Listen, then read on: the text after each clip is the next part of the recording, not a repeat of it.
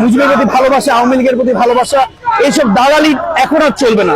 এখন স্বাধীন বাংলাদেশে শুধুমাত্র মানুষের জনগণের কথা চলবে, জনগণের যার যে ম্যান্ডেট সেটা মেনেই চলতে হবে। আগের সেই দালালি, আগের সেই চাটাচাটি রাজনীতি আমরা আর চাই না।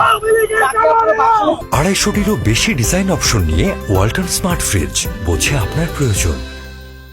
সে জাতির পিতা, সে তার যে সন্তান আছে তারা ছাড়া আর কারোই পিতা না।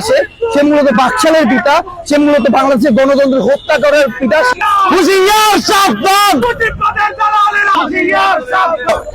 স্মৃতি অবশ্যই থাকা উচিত। মুজিব যেহেতু বাংলাদেশের প্রথম স্বৈরাচার এবং তাকে কাজ বানানো হয়েছে এবং সে প্রথম বিচার বহিত হত্যাকাণ্ড, আমাদের যে ঘৃণা তারই বহিঃপ্রকাশ। আবার জুতা এবং তাকে দেশের একদম এমন ভাবে প্রেজেন্ট করা হচ্ছে যে সে না থাকলে হয়তো দেশ চলে যাইতো।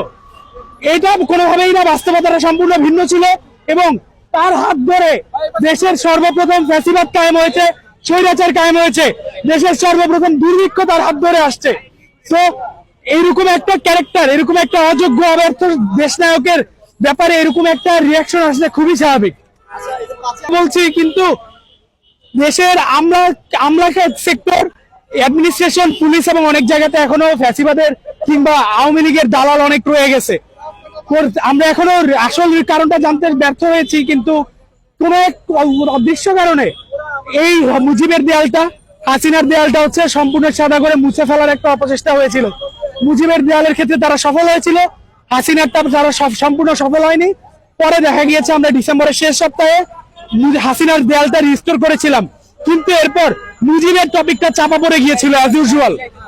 তো আমরা সেটার চাপা পড়তে দেই নাই।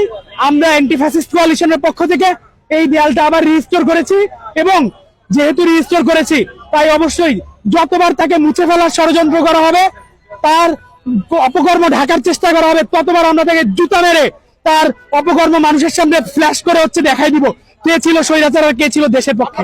আমরা অবশ্যই দেশের স্বৈরাচারের, দেশে ফ্যাসিবাদের চিহ্ন রেখে দিতে হবে, যেন সেই চিহ্ন দেখে ভবিষ্যতে কেউ ফ্যাসিবাদী হওয়ার কথা ভাবলে তার কলিজায় কাঁপন ধরে যায়। সে যেন বুঝতে পারে এই দেশের মানুষের জন্য তার কাজ করতে হবে।